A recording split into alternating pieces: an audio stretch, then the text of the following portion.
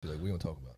I mean, dude, we'll talk. Yeah, whatever you want to talk about. What do I want to talk about? Yeah, let's talk about the fact that you look like John Rambo bang Bruce Jenner. Yeah. I mean, this motherfucker is looking. Hey, America's first. Yeah, I mean, these colors don't run, brother. They don't run, all right, dude. That is an interesting outfit you got on there. I'm loving it. I bought the wig at Rite Aid, $7.99. It was on sale. So, what'd you get into this weekend? To be honest with you, nothing. I can't even remember. Weekends are really weird, aren't they? Just because they go by so quick. Yeah. So when you have plans and stuff, they always go by quick. I can't even remember besides football. I mean, football's been like, ever since football's back, Sundays are like monopolized by. Speaking of football and things that don't go by very quickly, what about primetime NFL games?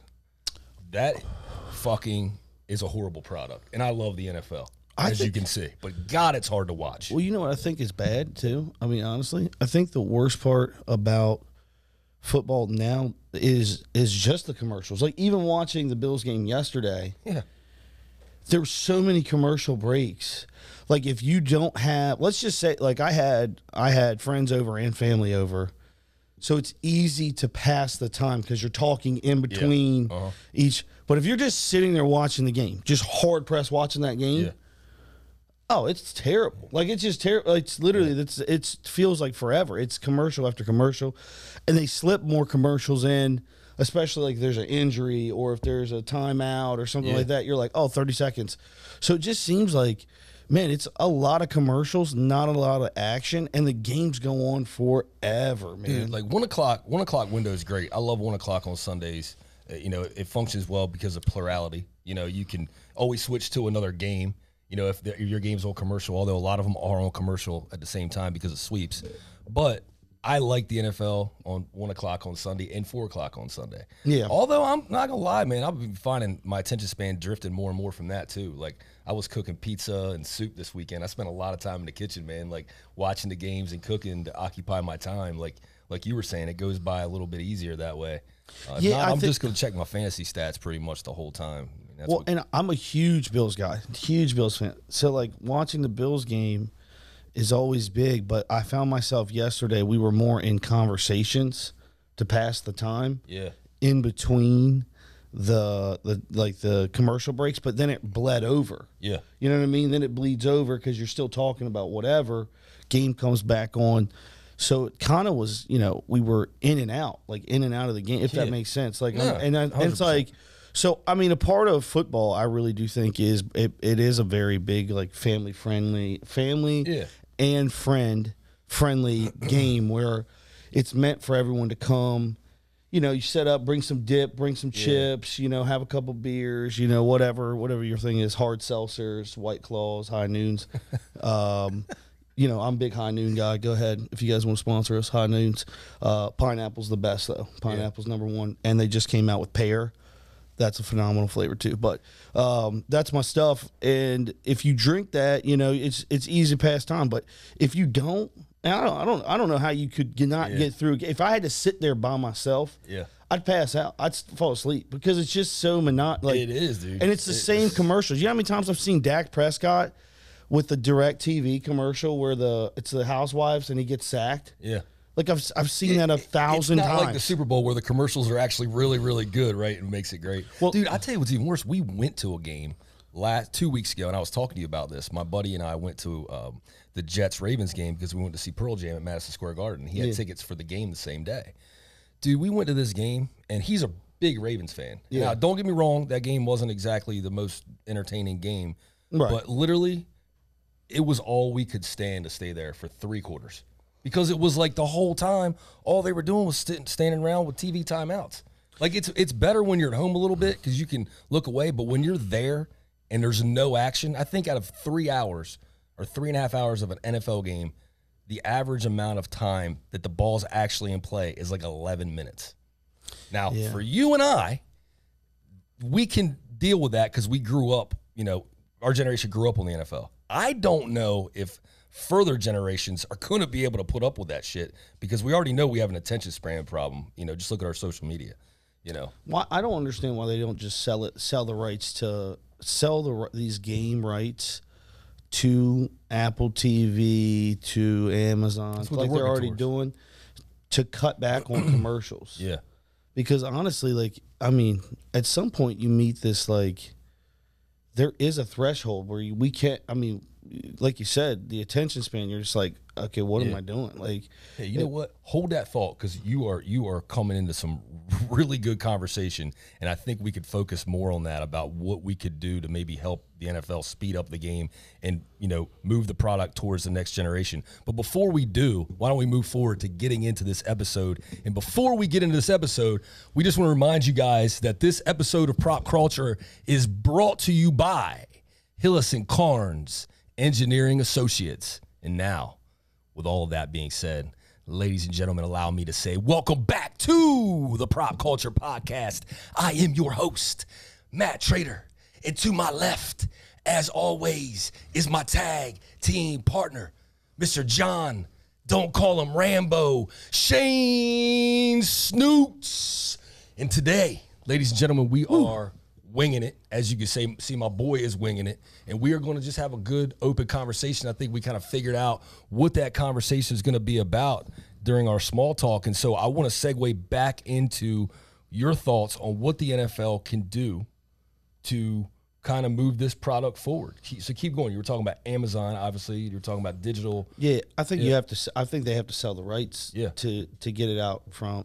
I mean, I get, you know, traditional. Here's the shitty part about all of this is, and this is the honest part, is for the older generation. I've heard a lot of people with the Amazon stuff on Thursday night. They've struggled with. They've struggled with getting on to the whole process of Amazon holding the Thursday night games.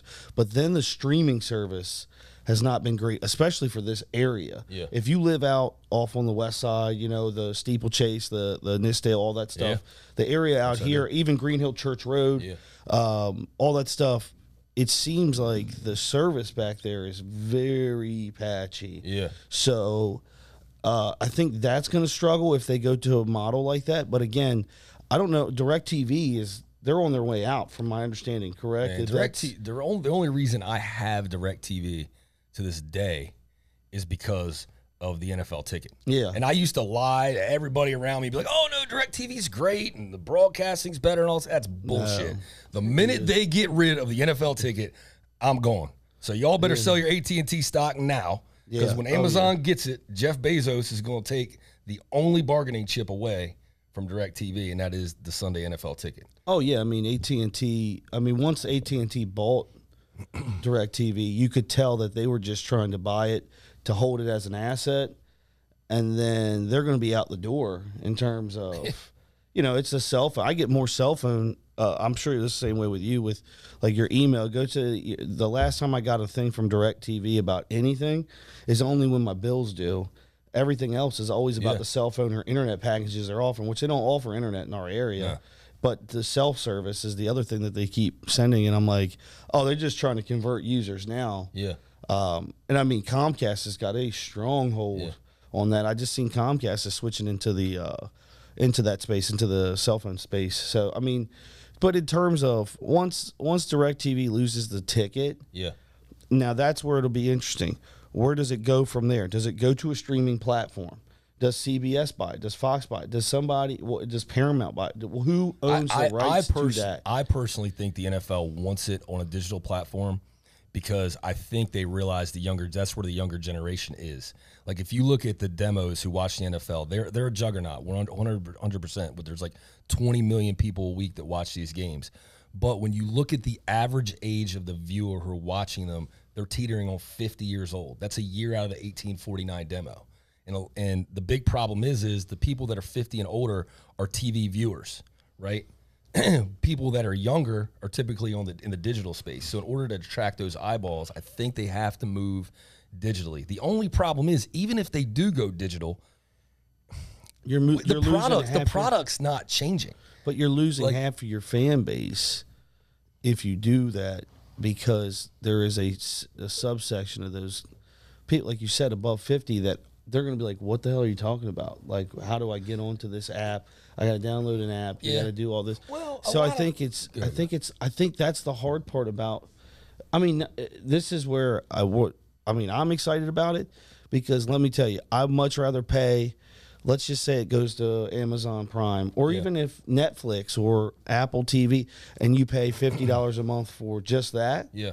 For Sunday Ticket. Oh, I'm tickled to death to have that. Overpaying right now. I think my cable bill is like $230 or something like that. Yeah. Because you have to have a premium. Well, what DirecTV is smart. You can't have a basic package with them, so you have to have a premium package, which starts at like $159. Yeah. They rope you in. So like at $159 with $50 in, you're already at you're at $209. Yeah. And then like, what's the point of having like and that's the one thing I hate is like the trial stuff where they're like, it's 3-month trial of HBO. Like I don't need Dude, they're banking on giving you that trial that you forget, and you forget. I'm notorious for it. I always turn it down. I'm like, nope, I don't want the trial. No, keep it. Well, they always do that. Every time I call in, they'll be like, do you want a trial? And I have every channel now, like Stars, Showtime, all that stuff. And the sad part is, like, I don't even watch that. It's either Netflix, HBO Max, Disney. It's like the apps I watch. I don't even watch the TV because, to be honest with you, when it's on demand, why did you watch that? Yeah. Why would you watch anything other than what's on demand? Because then I got to wait. Okay, let's go turn on the TV. Oh, they're playing, whatever show for the 500th time. Yeah. On repeat on FX or whatever. You know what I mean? That used to be your only option, but now you can go watch any movie at your discretion. You know what I mean? For $5.99 on I don't know. I mean, all of these apps together, I'm sure they equal a cable bill, but it's worth it to be able to watch it on demand. Yeah. Oh, all the apps together definitely equal a cable bill. I've started adding them up the other day, and they'll get you. I mean, they'll get you because you won't even realize you're paying for them. You'll be like, "Damn, I'm paying for this, and this." But I think that the thing about football is, and this is the sad part is, I mean, you watched a hit yesterday with Tua barely being able to stand up. Okay, and he was helped out of the game. Yeah, I think ultimately, the younger generation has not picked up football the same way because there has been a lot of health concerns with brain injuries. And I think parents have been less focused on that, going forward. You know what I mean? Well, a lot of the former NFL players said they don't even want their kids playing at all. Well, so I mean that's alarming in itself. I mean, when you have people who made their living and are legends say that they don't want their kids playing, that's a problem. But even beyond that, like how I guess do we help change the broadcast to make it more conducive to modern times? That's the one question. I mean, because even if they put this on a new platform like Amazon that the younger generation's watching, the problem still remains that there's a lot of gap in the time of an NFL game. Well, you have to figure there's no action. Well, you have to figure out. Well, I think here's the thing with sports betting and gambling coming big now. That helps a lot. They're going to have to figure out how to niche that market together. Yeah. I'm sure they can do that with all of the DraftKings and all that stuff. Here's the problem. Fantasy and gambling obviously make the game much more attractive, okay? So here's a question I have. The Bills aren't on. You have no bet and no fantasy players in a game, and it's prime time. Are you watching that singular game without those things? I have not watched a primetime game that does not involve the Buffalo Bills in probably close to 7 years. Unless you have a bet on it or unless you have fantasy players. And that's the problem is I don't think the product can stand on its own, at least to our generation. Well, maybe to the older generation, but to our generation, I don't think it can because I think we've been programmed to watch the game with other things involved, the games within the game. Well, my father, for instance, will watch Thursday night game and has nothing to do with the Bills. Yeah. He'll watch Sunday night game. He'll watch Monday night game. He watches those games. That's just old school. That's what you had to look forward to. It's you're trained at a young age. Those were the games that you got on TV that you actually paid attention for. And if you remember, when they would put somebody on for that Monday night game or Sunday night game, they were actually good teams. Yeah. It was too good. I feel like a lot of the matchups that they've put on, again, Buffalo's been in 2 primetime games, Thursday night and then a Monday night, but a lot of them are not. Teams are so yearly now. It's so hard. I mean, back then there used to be dynasties. Yeah. So when you put the Pittsburgh Steelers in versus the Dallas Cowboys, you knew that game was going to be an actual good game. Yeah.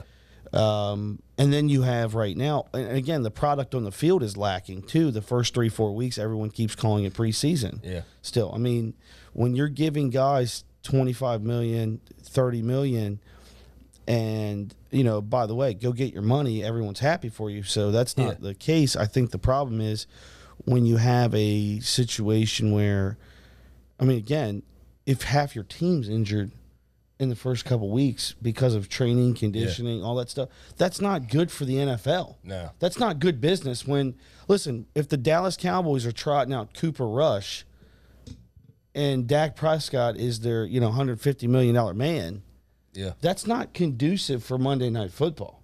No.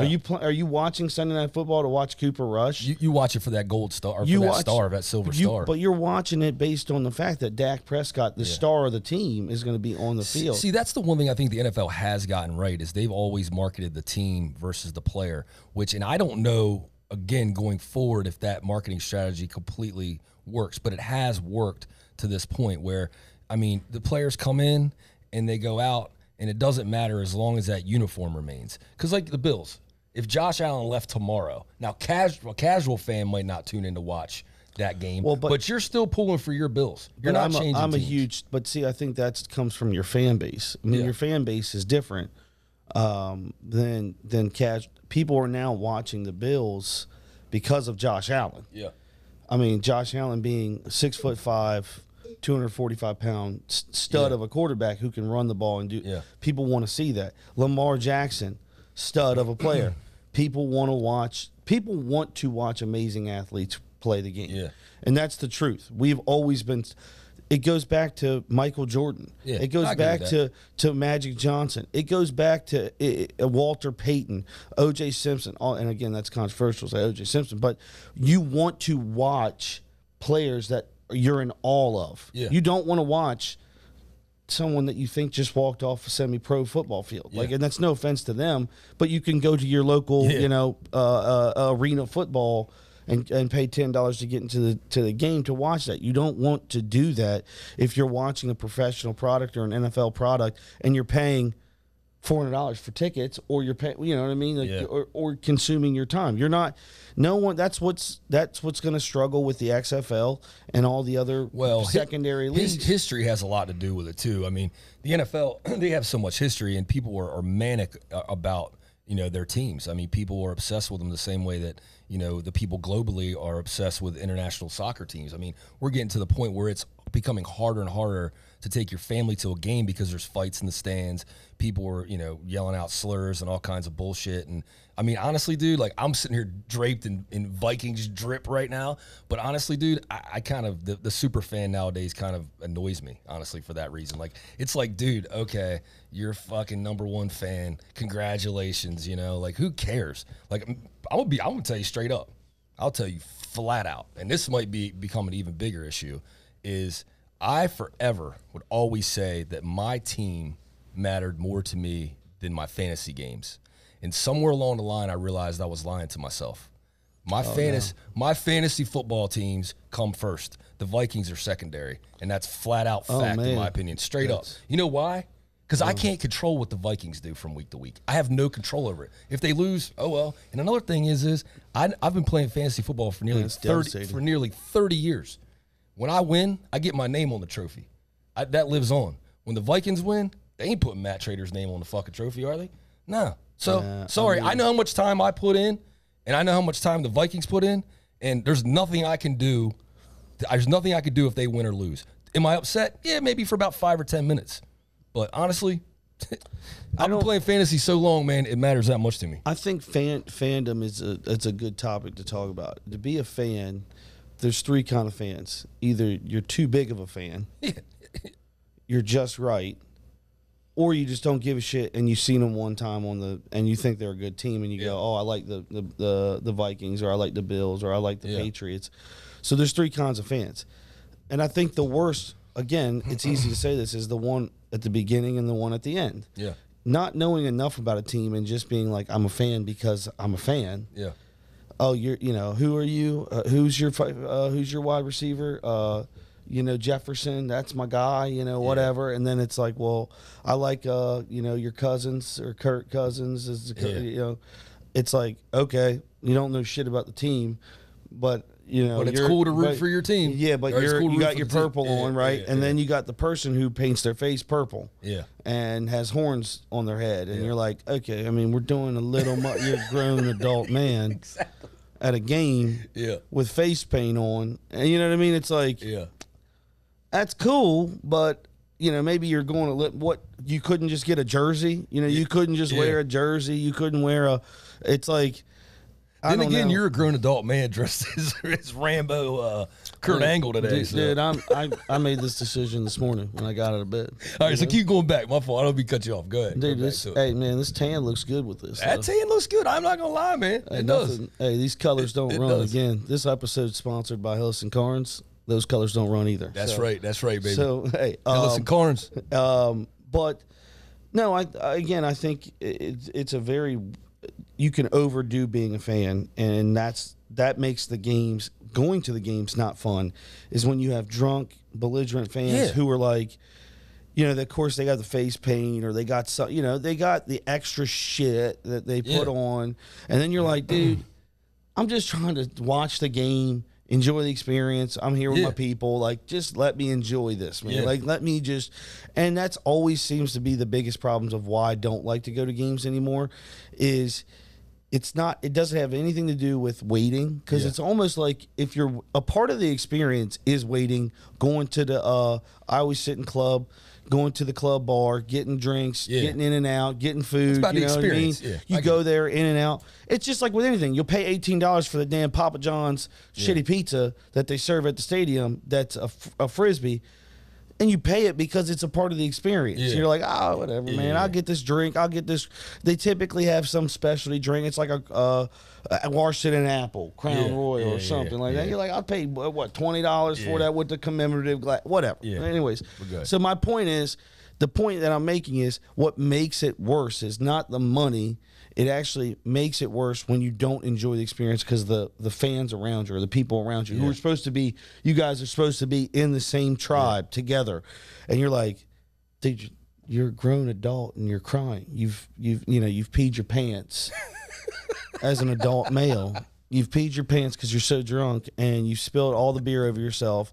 You have smeared face paint on. You know what I mean? You're like, and this is what they don't show you at the, when they're zooming through the crowd, when they're zooming through being like, oh, look how, man, they're the most, die-hard fan base. You're like, well, go to the top row and zoom in on that dude who's got pee running down his leg and then the beer spilled on him and nacho cheese all over his mouth, but his white face paint, that he has a helmet on is all smeared up here because he's been drinking and sweating all day. It's like... And I'm not ragging on cosplay.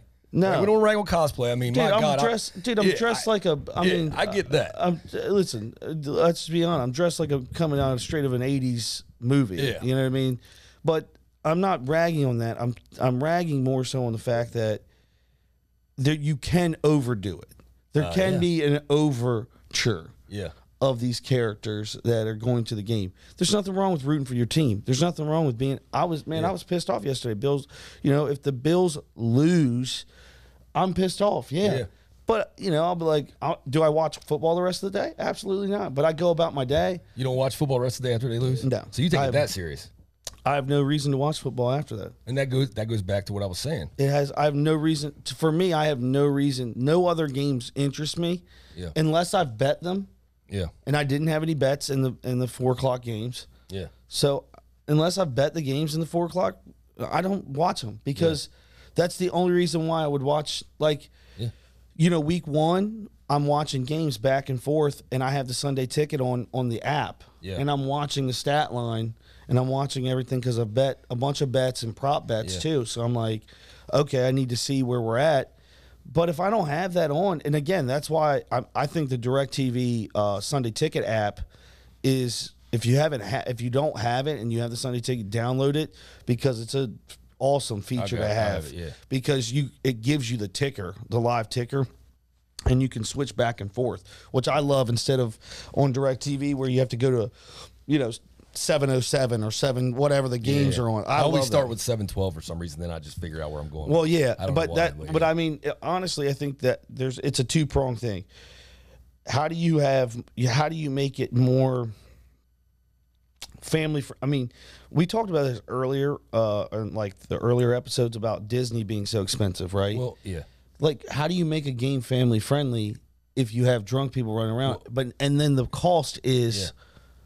And that's honestly what it's starting to feel like is the early days of wrestling before McMahon took it to the more family oriented program. These guys are it's basically an older generation that isn't conducive to the family experience. And don't get me wrong, I know people who do bring their kids to the games and they have a great time and all that, but it's kind of hard to do. Well, especially in some stadiums. Well, you have to sit. Here's the thing, and I learned this: you have to sit club. You have to sit in the club. Yeah. You basically have to pay for club level seating, because if you're paying for general admission pricing on the stuff below club, and I hate to say this, I'm not trying to be a snob, because it's expensive. That's why I don't even go to the games like I used to, because I was trying to go to the Baltimore Bills game with friends. We were trying to have. And I think tickets were like $600 a piece. Well, that's the thing, is for me to take a family, say at minimum, they're like $250, $300. So if I took my family of 4, which I absolutely would love to take my kids to that experience. I'm not trying to trash the NFL in that regard. I think it's because every kid needs to experience that. But if I was to take my kid to a game, it cost me $250 at minimum per ticket. That's $1,000 before I even get to the stadium. And then I've got merch to buy. I've got stuff to tailgate with. Yeah. I've got food to buy. I mean, I'm probably I could almost go to freaking Jamaica for 5 days by the time I pay for one NFL game. And what am I going to get when I get there? Well, that's what regulations on the stadiums differ, right? Because the way the Ravens hold business compared to the way the Bills hold business, the way Minnesota holds business, that's all structured inside of their organization. It's not so. I mean, and it's hard to police. Listen, and this is. I mean, I'm giving them a lot of credit here. It's hard to police 50,000 people. It is. You know what I mean? Yeah. Like again, I don't want to be that guy that's sitting here being like, it's not. It's a fun experience, but with expectation. See, I think it was 19 or 20, going to the games were significantly cheaper because they were trying to keep people in the seats, right? Yeah. Now that we've came outside the pandemic, everybody wants to travel again, right? Yeah. So it's just like with anything, it has to come back down to earth. I don't know if it will or not, because, I mean, hell, I looked at these tickets for, like I said, the Bills Ravens game club level, and they were $600 a pop to sit club level. And I'm like, well, you got to mind you, what you're paying for club level is just the exclusive part of being able to come inside. Yeah. And watch on the TV if it's too cold or raining, and then go to the, you know what I mean? You know what the best part about going to a game is? Tailgating. That's the best part of the game, is the 3 or 4 hours you get there and you party before. The game itself actually fucks everything up, because you actually got to stop tailgating and go to the game. I think, and it's like, well, it depends on where you're tailgating. I've had some good. I will say this: I'm not a huge fan of the Washington Stadium. I got in there one time, and my wife and I just had a horrible tailgating experience. But that was probably because I didn't plan properly, so I will take some blame for that. I mean, the Ravens. Listen, here's the one thing: if you're a Ravens fan, they're very friendly. Yeah, it's a very conducive, friendly. Yeah.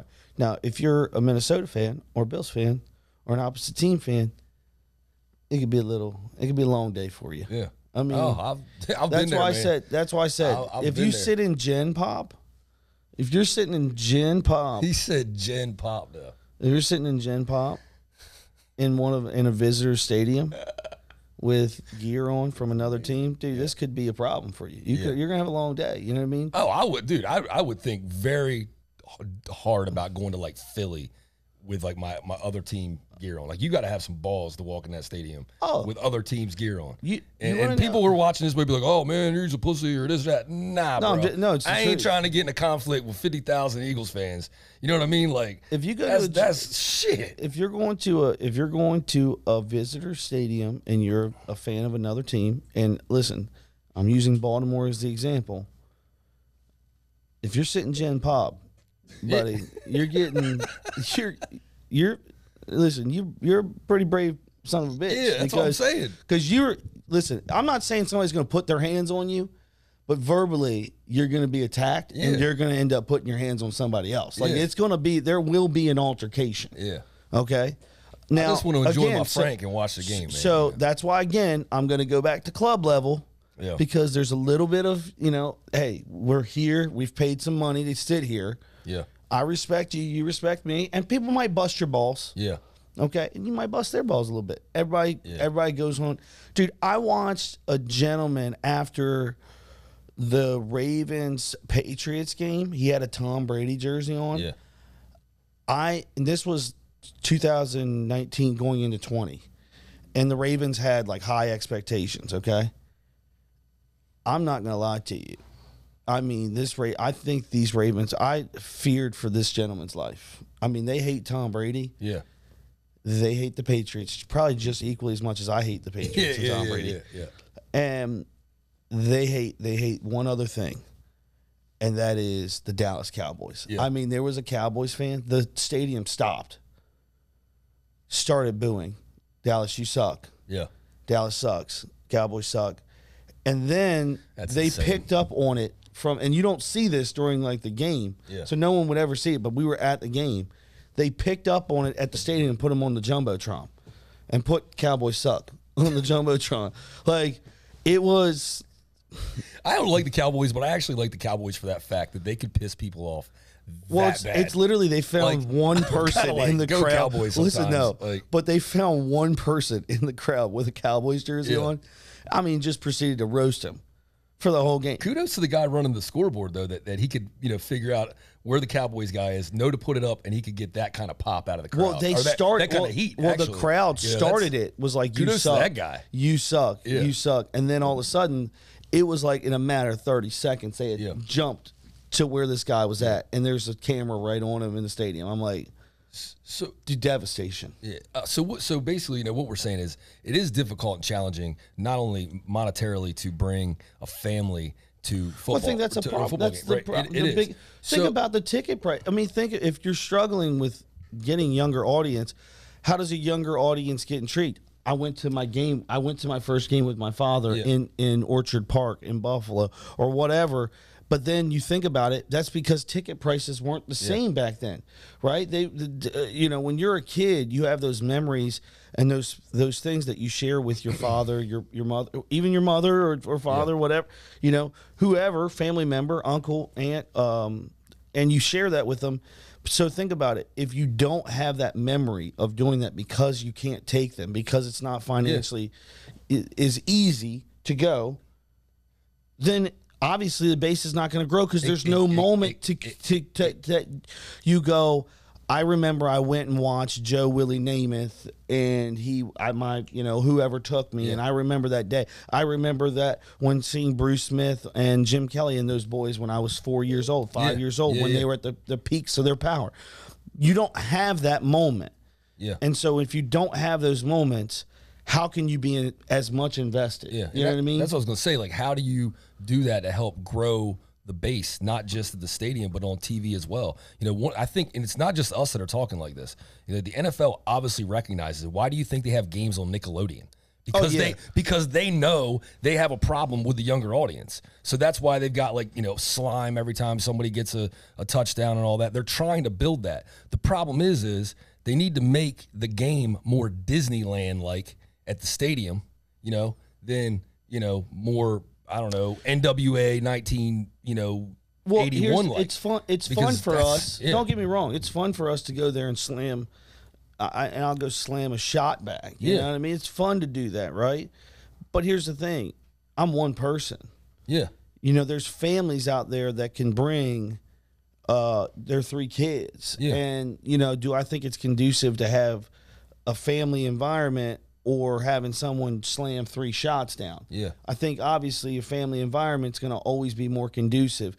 I mean, WWE grew at its heights through the PG era, bigger than it ever was, because why? It focused on kid-friendly entertainment, right? Even though when we were kids, it was the Attitude Era, and it was nothing but shirtless women, I mean, the cuss words were flagrant at that point in time.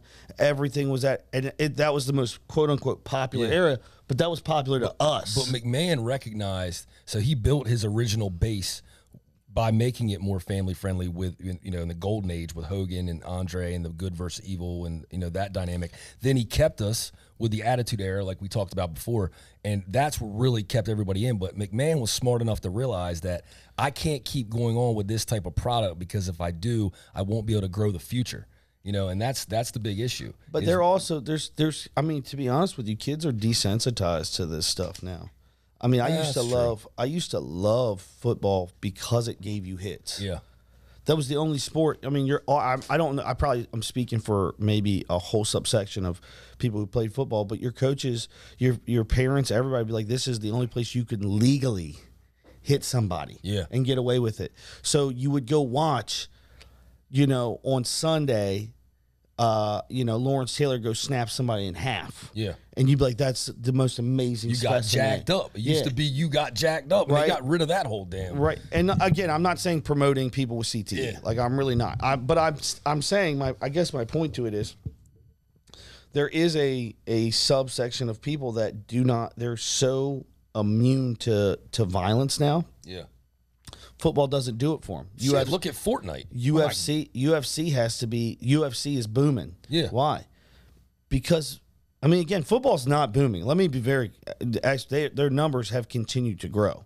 Yeah. I mean, viewership and all that stuff has continued to grow each year. So let me be very clear about that. But you're saying on what demographic? But what you're saying is what demo though? Real quick. Football? Yeah, football. Well, if you look at the 18 to 49 demo over the past 10 years, they've gone from 50, the Super Bowl now, 52 million in the 18 to 49 demo watched the Super Bowl in 2011. That number was down to 36 million this past year. So it's dropped almost 20 million in that key demo, 18 to 40. Now that's the Super Bowl. Yeah. All right, now that's not everything else, but that's one metric. But their business is booming, as AB would say. They're a juggernaut. I'll be a moron to sit here and try to argue that. Their business is booming. What I think the bigger conversation is that we're talking about is viewership, making the product easier to view on a weekly basis, right? To where even if I'm a fan of Buffalo, you want to hook me in to watch the next game at 4:00, how do you do that? And it's not by making the games longer by commercials. It's making them shorter, exactly, and making the product easier to digest. And I think that goes into the next thing of how do you get the next generation to bite in on this? Yeah. Well, it has to I can't spend $50 on a damn shirt. Yeah. Because it says Buffalo on it. Like, listen, man, I can buy a lot of things for $50, and I will, trust me, and I say this, and you'll see that I have Bill's merchandise, but I think that's the problem. Making it affordable for a family to actually root for a team, kids, root for a team, and then being able to sit through it. Because, again, you have young ones. Are they sitting there the whole time? They're running around. And I thought it was just my kids, because I got a 9 and a 7-year-old. And I was a baseball fan until I was about 12, and then that's when, like maybe 11 or 12, and that's when my football fandom just went bananas. So I'm like, maybe they're just not old enough yet, because they do watch a little bit of baseball. But dude, they won't sit through that shit. But I thought it was just my kids. It's not. Like, I have friends who were like obsessed. Their whole families are obsessed with football, and they're like, their kids don't watch any of it. And it's like they'll watch clips. Like, they'll leave and they'll come back and say, oh, who won the game? You know, because they're in the other room playing Fortnite, because there's so much. Well, they have to be stimulated. There's so much else at their disposal to watch nowadays. It wasn't like when we were growing up and you had like 3 channels and you could only watch this one product. And the thing is like, so it's like we're talking, like, you know, forget the money part of it. You know, forget like the family friendly aspect of it. Like, how do we make the product more engaging to those kids? Because if you like look at our social media now, for example, right? This is a prime example. When we were kids, like, I don't know, remember Gone with the Wind was like the greatest movie ever. It was like 4 hours or whatever. Yeah. Then it's somewhere along the line, it was like, okay, The Godfather, that's 3 hours. And then it's like, well, 3 hours is too long. And then the movie's like, well, that movie's epic, it's 2 hours. Well, that movie becomes too long. Then it's like 1 hour and a half is too long. An hour is too long. Then you start getting social media content out. And it's like, oh man, this video is great. Look, it's 20 minutes. That's too long. 15 minutes is too long. Now, dude, it's so bad that people were literally but like we live but that's an alternate. Listen, here's the problem. Hold on real quick. We're literally to the point where like your videos have to be like 15 to 30 seconds. Like it's at some point, when is that going to stop? Are we just going to like scroll to blank screens? That's what we're going to be doing probably. Just blank screen, because the attention span is so short. So like, how do we take a 3.5 hour product and make it digestible to a generation who can't even watch a 15-second fucking video without losing their mind? This is difficult. Yeah, dude, but that's a part of the problem is people are creating content within 30 seconds, and it's false content. It is. It's not even. It's false. Yeah. I watched a video the other day. This is a true story. I watched a video where a guy, a TikToker, it was a minute-long video. He said he opened his own store on DoorDash by buying Walmart pizzas and cooking them, which is illegal. Yeah. Do you know how many people believed he did it? In his own kitchen. There was more people, like, so I went and looked it up. It literally was just a quick lookup of being like, what's the, I was like, rules and regulations. You have to have a health, like literally, so think about this. If you go to DoorDash or Grubhub, you see that there's like Chuck E. Cheese has, what's it, the pizza place that they do now? Like Pasquale's Pizza. Right? Yeah. So they used a second entity out of that kitchen, right? And you can do that. Legally, you can do that because it's coming out of a health inspected kitchen.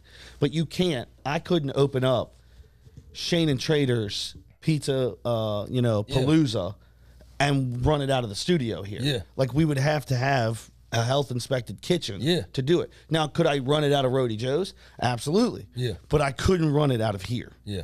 So like it just, the videos are getting shorter. You look like you own a pizza joint right now, though. Hey, I bet you it slaps too. Dude, your shit is like. Hey, I think Portnoy's giving you at least 8.7. Hey, right now. I mean, just based on image alone. But go ahead, keep going. Yeah, and the pizzas. Hey, and I would tell him the sauce doesn't run, brother. The sauce doesn't run. Go ahead. No, so I mean, dude, I think that's the part about it is like content is created quicker now, and it's the short attention span. But then you can create fake content. Yeah. So it stimulates the brain more. Yeah. Into like people being like, holy shit, this dude did all of this, and it's fake. Yeah. So like, it's hard to compete with that. Anything's hard to compete with that right now. So I'm one of those of the mindset. Like take this show for example. Like most people aren't even watching this whole hour. You know what I mean? Like, sorry, they're not as good as. But is that not true though? To think about what is quote unquote sexy to listen to or hear. People are not going to watch a game of cat and mouse or checkers or chess. I think football is a game of chess. Yeah, you're and anybody who's played the game, who's been very into it, you watch and look and go. They're. I mean, every time that's what makes the game interesting. They got cover 2, shell cover 2. Look at the guy, he's cheating over, and you're looking. Okay, they got three wide outs. Okay, they're playing spread. How are they going to guard this? And like my brain works in that schematic brain of because you're talking for somebody who understands the game. Yeah, and you go, but that's how do you make someone, a kid, who's hearing the dumb shit of, I just created a restaurant, or all of the fictitious bullshit out there. How do you buy them into a real world like this? I mean, here's the thing. Football is very real. It gives you structure. It gives you discipline. But to make someone commit to that world is making them understand how cool that kind of stuff is. Yeah. It can't compete with, like you said, Fortnite and all the other dumb shit that's going on. Because to say chess is cool, which is football, in a way, it's contact chess, right? Because you are schematically scheming as a defensive coordinator against an offensive coordinator, a head coach, or whatever, to say, I got to stop your best player. Yeah. How do I do that? How do I take that away? And that's the cool part every Sunday watching, like the Bills. How is somebody going to guard Josh Allen? Well, honestly, though, in fairness, even though these kids aren't playing it physically, a lot of these kids are playing Madden, so they understand the game greatly through that. The video games are really a great tool. But the problem is it's like I was talking to my buddy, and he's like, the kids would rather sit there and play Madden for 8 hours on Sunday than watch any of the actual games. That's why you've got digital. Like, esports right now is huge, dude. Yeah, but the thing is, like, Mike McDaniels, head coach of the Dolphins, I hate to, like, rag on anybody. He looks like he's never played a down in his life. It's so funny you said this. He's never played a down in his life, and he's they're like, he's a mad scientist. It's so, but he's never played the game. But dude, look at all the good coaches right now. Like they're all like fucking. But that's where from Dungeons and Dragons and shit. So they're like, you know. But how do you have? Here's the problem: is how do you replenish that well? How do you replenish that well? Because here's the thing: how do you, if people who are playing Dungeons and Dragons or that's what they look Madden, like, right? Madden, and never played the game, and they're playing as your offensive coordinator, how do you keep getting players to come in and respect that? I get it. Like I don't. I mean, here's the thing. I get it. I'm just talking about from a schematic standpoint. I don't care how many trophies Sean McVay wins. You didn't play football at any level. Well, Sean McVay did. I think he was a quarterback. Yeah. Oh yeah, okay. And Mike McDaniel, I don't know his history, so I can't claim that. First off, Mike McDaniels didn't even play pony football. Okay, he didn't play pony. But he's football. the man, dude. You know. Hey, listen here, man. He didn't play pony football because I can tell. Look at him. He doesn't have a lick of damn sense in him. Dude, when you're talking about chess, it doesn't necessarily matter. Hey, it's just about being able to put the pieces in the right places. You know, it's like I had a buddy one time. I don't even think he has drank a beer. I don't think he's drank a light beer. I think so, dude. Or a heavy beer. I think Mike McDaniel's probably wild, dude. I like a Bud Heavy ever in his life because it looks like his body would crumble at the taste of an American beer, McDaniel, an American heavy lager. His body would crumble down. Okay, he doesn't look like. Listen, and again, it's no shots at you, Mike McDaniels, because I don't know you as a person, but I'm saying it doesn't look like he knows anything that has to do with real football, other than he played Madden and he probably used the Ultimate Team a lot, and he would buy players to make the Ultimate Team. That's a shot at you, but Mike. Honestly, I don't give a shit about Mike McDaniels. That's the modern NFL. That's the modern NFL coach, though. You know, dude, Sean McDermott. Dude, Sean McDermott looks like he'll headbutt you in a bar fight. Okay, listen. Yeah, Dan Campbell too. I mean, Dan Campbell will bite your feet. What did he say in Hard Knocks? I'll bite your fingers off. Yeah. I mean, that's a real coach right there. Yeah. That's a guy that I want to go out and fight for. Look, man, my buddy told me one time, he was talking about life, and he said in life, sometimes the best coaches aren't always the best players. And I've never forgotten that. Okay, but hold on. But they gotta be a player. He's talking about being a ball player. Let's Google this. Google this. Did he ever play? Dude, Mike McDaniel. Hey, come on, let's be fair to him. We can't be spouting off information like this without, you know, let's be fair. Google that shit. Mike McDaniel. While Shane's over here Googling that, it is a good time to say that this episode of Prop Culture is brought to you by Hillis Carnes, Engineering Associates. When it comes to engineering, Hillis and Carnes will take you from the roof to the ground and down, baby. That's right here on Prop Culture. Where we at, Shane? You got that figured out yet? Yeah. What's going on?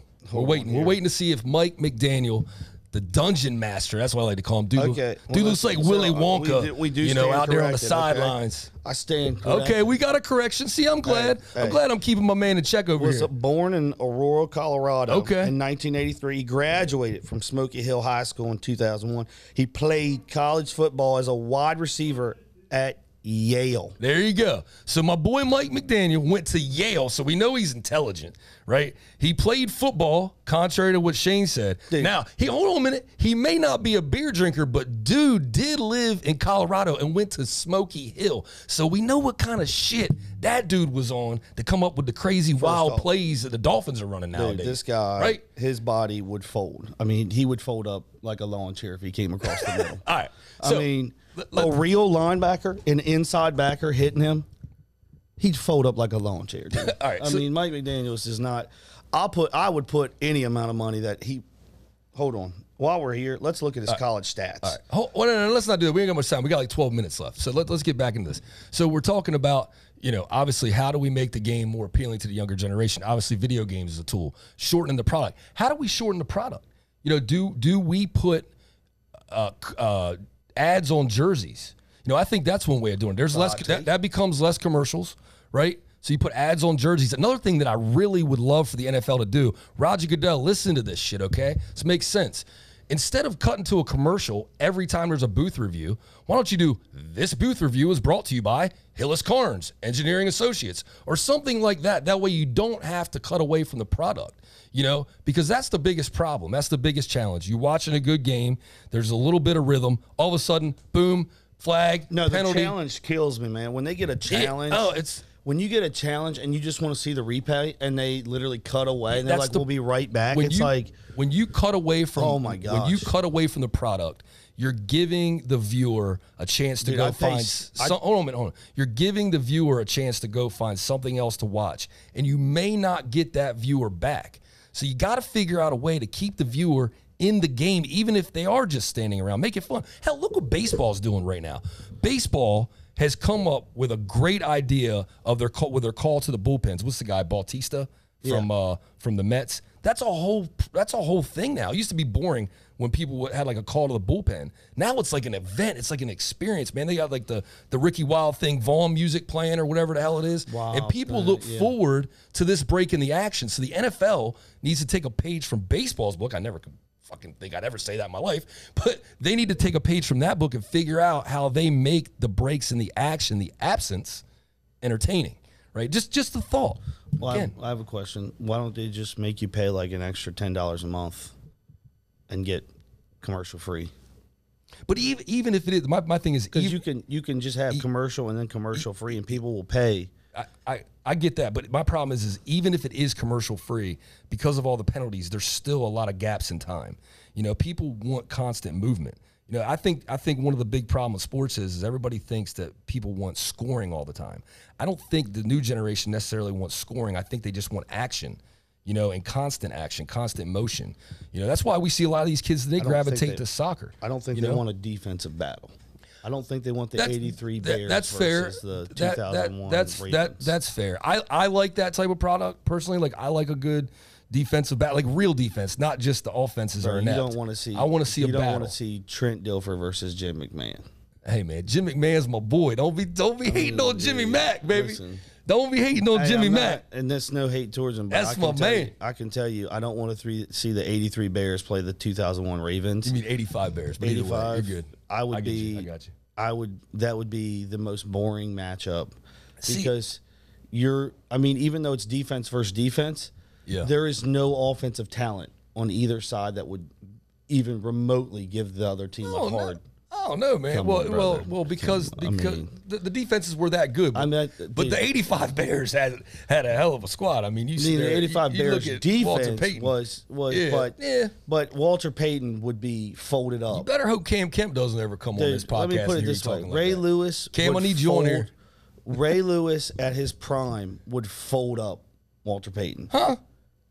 Bro, don't do come on, man. Don't do this to me. Come on. All right. Come on now. Dude, don't be talking about sweetness like that on the podcast. He folded up.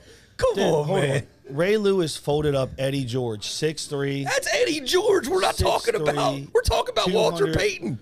Was he Walter Payton wasn't 6'3", 240 You have a false sense of reality about who Eddie George was. He was okay. We talk about sweetness, baby. Hey, listen. Sweetness. No, but listen. But was Sweetness known to run? Was he known to run over middle linebackers? No, but he'd run around you. He would. That's why and the 85 Bears could block. Dude, they had dude, 85 Bears. If you don't think that if he comes up that middle, Ray Lewis wouldn't fold him up, you have a false sense. What was LT doing against him? What was Lawrence Taylor doing against him? Lawrence Taylor, as in the Lawrence Taylor. Yeah, he's Lawrence Taylor. First off, Lawrence Taylor was the. That's a good example, though, because he was the man. He was folding up. Yeah. He was the man. I'm just saying. He would fold people up. Yeah, he was folding them up. There was a lot of people folding people back then. I mean, but my point is, if Ray Lewis was the last of a dying breed in terms of a true middle linebacker, okay, to think that Walter Payton would he dance around him? Maybe, but if he came straight ahead, I see what you're saying, head to head. Yeah, if he came through that hole, and Ray is there, he's folding them up. Yeah, okay. What about Adrian Peterson? Because Adrian Peterson. Prime Adrian Peterson and prime Ray Lewis. That's a good. Those are two freight trains hitting each other. Yeah. That's actually didn't that happen? I'll tell you what about Earl Campbell? I don't think Ray Lewis is doing that to Earl Campbell. I don't think Earl Campbell. I think Earl's got that because he was also 250 and he was all legs. All right, so let's not get too caught up in the minutia of battling. I mean, dude, he was all ass, dude. That was all hips and legs, dude. I mean, Ray was. I don't think Ray could handle that. So I don't want to get caught up in the minutia of arguing generations because that's a conversation. You don't want to get up in. We don't have enough time for that, and we can't prove who's getting folded up. That's the next session. Folded up. folded up. Folded up is our next session. That's what's bullshit. Sponsored by Hills and Carnes. Back in the day, they used to do, he got jacked up. And now because of the change of you can't be as physical because of head injuries, now that segment has been replaced with you got mossed, which is great because I love Randy Moss. Yeah. Straight cash, homie. But nowadays you can't even like appreciate a hit. And here's another thing. This is something that what's going to happen on an NFL Sunday when somebody dies on that field? Because it's going to fucking happen, dude. It's going to happen. Why did we go here, man? I'm just saying, dude. You talk about the things you just hit me with the Ivan Drago. I'm sorry, man. It's going to. I'm just saying, it's going to happen. That's going to. That could I wasn't ready for that. It could affect the product. That's going to make it even harder for kids to play football because it's going to happen. Somebody's going to Dale Earnhardt. It's going to happen, man. I'm sorry. I hate to say it, but it's true. It was scary. That Dane Jackson hit about 2 weeks ago was pretty scary. When his neck touched the back of his – when his head touched the back of his back, literally, that's how far it went back in a helmet. I was like, I thought he broke his neck. That was the scariest part. And the fact that he's okay and walking goes to show you what helmets and the safety measures that the NFL has taken to have prevented stuff. But again, this is a part of those hits are going to happen, and you hate to see it, and that's why parents have pulled their kids away because, again, this is a contact sport, and it's not easy. I mean, it's not easy to watch something like that, and especially when it's on replay. Yeah. When they replay that over and over again, you're like, oh, my gosh, he almost died. And the reason I said that is because I think it's kind of a catch-22 because we want to see more violence. We want to see more hits. But the NFL has to almost regulate that to a major degree now, or they're going to have incidences like people getting paralyzed, people dying on the field that are going to hinder the product long term. It's going to make it difficult. Hell, look at McMahon. He eliminated chair shots. You know what I mean? This is something that's necessary. Our generation doesn't like it, but I think it helps it carry the product forward. So I in a way, I can't argue with them on trying to make the game more safe. I think that's just I think it's a good thing. I mean, that's how you get kids to come back in. Really, but that's how you get kids to come back in. You promote that it is safe to play. I mean, it's as safe as any other sport. Yeah. I mean, listen, if you're going head to head with somebody every play, but I think football does teach kids one thing. It is a very team-oriented sport. I agree with this. I think it's different than soccer, any other team sport out there. You'll never have the same relationship with those guys in that locker room as those other sports. I don't care what anybody says. Go look at lacrosse players or lacrosse teams. Go look at soccer teams. Go look at all those guys, and then look at a football team. And I bet you look at that football team. Yeah. I bet you 90% of those guys are still in contact with each other or still know what's going on in each other's life. Yeah. In comparison to the other side, where when you play lacrosse, it's not really a brotherhood. When you play, it's not the same. I think all team sports are a brotherhood. I won't go there, but I do agree with you in the aspect of football is hard. It's hard to get up and do 2-a-days in the summer. It's the dog days of summer. It's hard, and I think the workouts. I think it really shapes men. I really do, and I 100% agree with that. It's the military, it is, dude. And you're comparing when you're talking about lacrosse, soccer, any other team sport. You're comparing that to what football would be considered as a military sport, and that's no disrespect to our armed forces. It's saying that when you have to work out together every day, when you go 2-a-days all throughout the summer, dog days of summer. And then every night you're together at practice. And then on Fridays you go out there and into battle. And it's Saturday is game film. Sunday's your only day off. Monday it's rinse, wash, repeat. It creates a bond with those guys, especially if you start at a young age. Yeah.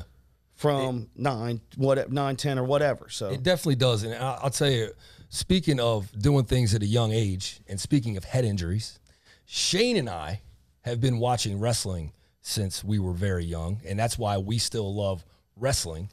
Now, that brings me to next week's guest. Next week, right here on Prop Culture, is a guy who probably caused a lot of people some head injuries over the years because he is the master, the creator of the DDT, baby. That's right. We're talking about Jake the Snake Roberts, and he's coming right here on Prop Culture next week. Actually, he'll be with us via Zoom, but either way, he's going to be on the show. We can't wait to do that interview and to share it with you guys. And before we go, I just want to remind you guys once again that this episode of Prop Culture was brought to you by Hillis Carnes Engineering Associates. For all of your engineering needs, call Hillis & Carnes. They will take you from the roof to the ground and down. And speaking of down, well, we got down today, and we'll see you next time right here live only on Prop Culture.